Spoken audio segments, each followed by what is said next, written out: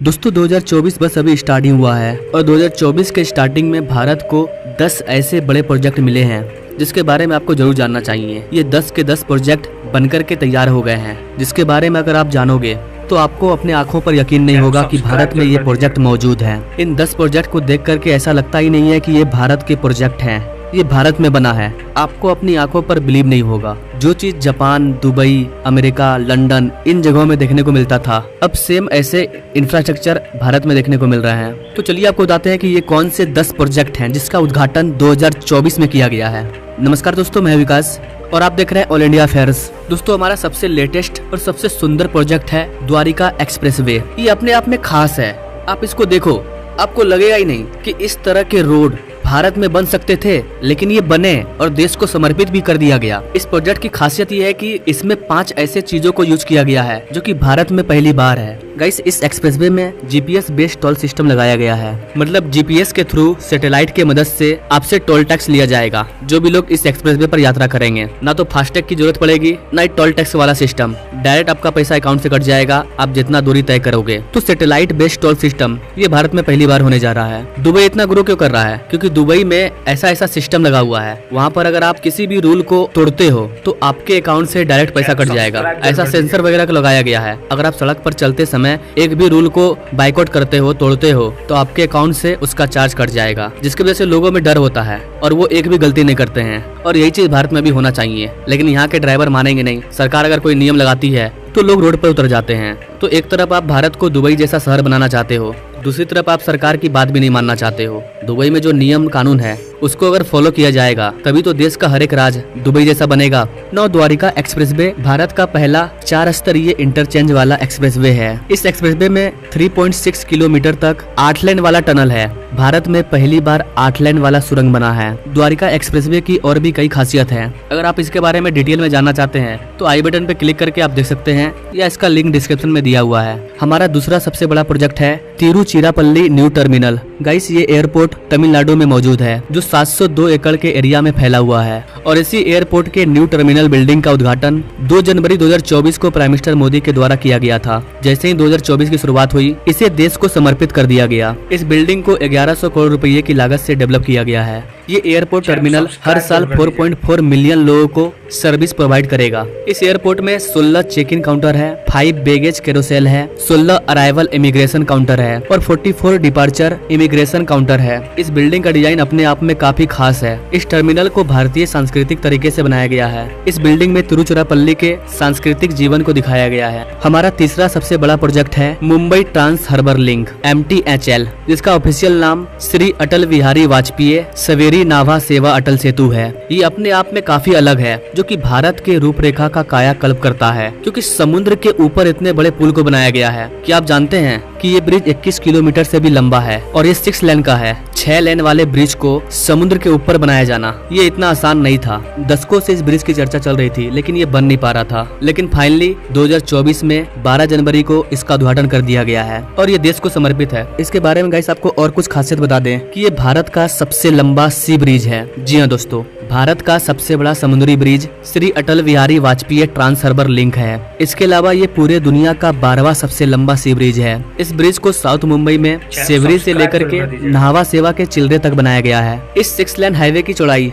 27 metre की है, जिसमें कि 2 इमरजेंसी एग्जिट भी है। इसके अलावा 2 edge strip, parallel crash barrier और इसके दोनों साइड नॉइस बैरियर भी लगाए गए हैं। अगर इस एक्सप्रेसवे की कनेक्टिविटी की बात करें तो ये वेस्ट में मुंबई कोस्टल रोड से कनेक्ट होगी और ईस्ट में मुंबई पुणे एक्सप्रेसवे से कनेक्ट होगी। अगर आप इसके बारे में, यानी कि भारत के सबसे लंबे सी ब्रिज के बारे में और अधिक जानना चाहते हैं तो आप इस वीडियो को देख सकते हैं आई बटन पे क्लिक करके, या डिस्क्रिप्शन में इसका लिंक दिया हुआ है। इसमें इसका पूरा डिटेल दिया गया है, कौन सी टेक्नोलॉजी से बनाया गया है, कितना पैसा खर्च हुआ है, देश को इससे क्या फायदा होगा, आम लोगों को क्या फायदा होगा, हर चीज इस वीडियो में बताया गया है। चौथा हमारा सबसे बड़ा प्रोजेक्ट है इंटीग्रेटेड इंडस्ट्रियल टाउनशिप, जो कि ग्रेटर नोएडा में मौजूद है और इसका उद्घाटन भी प्राइम मिनिस्टर मोदी के द्वारा 25 जनवरी को किया गया। इस इंडस्ट्री को PM गति शक्ति के अंतर्गत बनाया गया है। इस इंटीग्रेटेड इंडस्ट्री को 1714 करोड़ रुपए की लागत से तैयार किया गया है। ये पूरा प्रोजेक्ट 747 एकड़ के एरिया में फैला हुआ है। इस इंडस्ट्रियल टाउनशिप की सबसे बड़ी खासियत ये है कि ये इंडस्ट्रियल टाउनशिप ईस्ट और वेस्ट डेडिकेटेड फ्रेट कॉरिडोर के चौराहे पर बना हुआ है। मतलब इस इंडस्ट्रियल टाउनशिप की कनेक्टिविटी एक और वेस्ट में मुंबई तरफ जाती है और एक और ईस्ट में कलकत्ता की ओर जाती है। इस प्रोजेक्ट के बनने से इसके आसपास के क्षेत्र में औद्योगिक विकास, आर्थिक समृद्धि और सतत विकास, इन सब को एक साथ बढ़ावा देने की दिशा में काम कर रही है।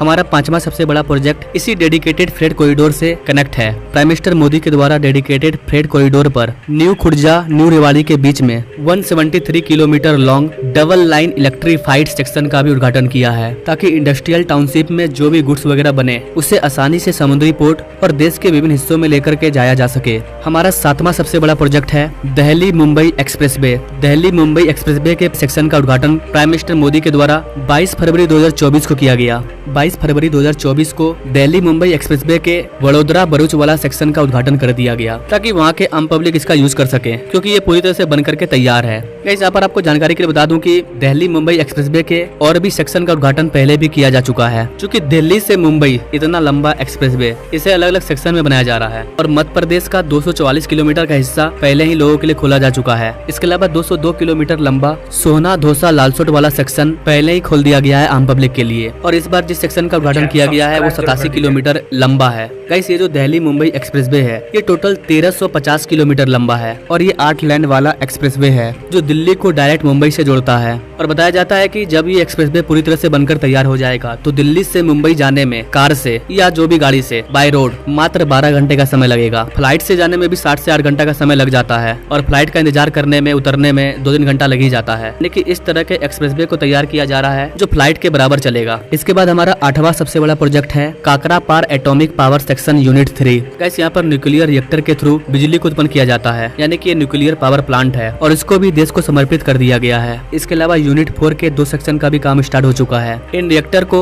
22,500 करोड़ रुपए की लागत से भारत के न्यूक्लियर पावर कॉर्पोरेशन लिमिटेड के द्वारा तैयार किया गया है। इन दोनों रिएक्टर की कैपेसिटी 1400 मेगावाट की है। इन रिएक्टर की सबसे बड़ी खास बात यह है कि ये सबसे बड़े स्वदेशी प्रेशराइज हैवी वाटर रिएक्टर है। ये भारत का अपने तरह का पहला रिएक्टर है जिसे भारत में ही डेवलप किया गया है। ये दुनिया के बेहतरीन रिएक्टर के तुलना में एडवांस इलेक्ट्रिक फीचर से लेस है। इन दोनों रिएक्टर की वजह से हर साल लगभग 10.4 बिलियन यूनिट क्लीन इलेक्ट्रिसिटी का प्रोडक्शन करेंगे। इन रिएक्टर की वजह से गुजरात, मध्य प्रदेश, महाराष्ट्र, छत्तीसगढ़, अंडमान निकोबार, गोवा, दमन दीव, दादरा एंड नागर हवेली, इन सबको फायदा हो रहा है। इसके बाद हमारा 9वां सबसे बड़ा प्रोजेक्ट है अपने प्यारे भारत का सबसे बड़ा केबल स्टे ब्रिज, जिसका उद्घाटन हमारे प्राइम मिनिस्टर मोदी के द्वारा 25 फरवरी को किया गया। इस ब्रिज का ऑफिशियल नाम है सुदर्शन सेतु। इस ब्रिज को 980 करोड़ रुपए की लागत से गुजरात के द्वारिका में बनाया गया है। इस केबल स्टे ब्रिज की लंबाई 2.32 किलोमीटर है। इस ब्रिज की सबसे खास बात यह है कि इसका जो डिजाइन है ये काफी यूनिक है। आप खुद देखिए, लग ही नहीं रहा है कि ये भारत में बना है, क्योंकि भारत के लोगों ने इस तरह के बड़े प्रोजेक्ट को देखा कहाँ है। ये सब देखने के लिए हमें विदेश जाना पड़ता था, लेकिन अब भारत में बन रहा है और हर एक राज्य में कुछ न कुछ यूनिक बन रहा है। अगर नहीं बन रहा है तो बनने वाला है। इस ब्रिज के दोनों साइड फुटपाथ हैं। फुटपाथ के ऊपरी हिस्से पर सोलर पैनल को लगाया गया है, जिससे कि 1 मेगावाट की बिजली पैदा होती है, जिसका यूज यहाँ के स्ट्रीट लाइट को जलाने में किया जाता है। यानी कि इस ब्रिज में जो लाइट जलेगा उसके लिए हमें अलग से बिजली नहीं देना पड़ेगा। इसमें ही सोलर पैनल और बैटरी को लगाया गया है जो कि धूप से चार्ज होगा। ये ब्रिज द्वारिका और बेद्वारिका को कनेक्ट करती है। हमारा 10वां सबसे बड़ा प्रोजेक्ट है Gomti Nagar railway station. Gomti Nagar railway station, इस स्टेशन को रीडेवलपमेंट किया गया है। ये स्टेशन उत्तर प्रदेश की राजधानी लखनऊ में मौजूद है, जिसे 385 करोड़ रुपए की लागत से रीडेवलप किया गया है, यानी कि कायाकल्प किया गया है। इसे अमृत भारत स्टेशन स्कीम के तहत बनाया गया है। अमृत भारत स्टेशन स्कीम के तहत भारत के कई रेलवे स्टेशन को रीडेवलप किया जा रहा है, उसका कायाकल्प किया जा रहा है, एक नए तरीके से उसे बनाया जा रहा है। उत्तर प्रदेश के गोमती नगर रेलवे स्टेशन को एक अलग तरीके से तैयार किया गया है, क्योंकि यहाँ पर भीड़ हर साल बढ़ती जा रही है। इसके अंदर मॉडर्न यात्री सुविधाओं को लगाया गया है, congestion free circulation, food court, parking court. इस पूरे बिल्डिंग की डिजाइन लोकल कल्चर पर की गई है।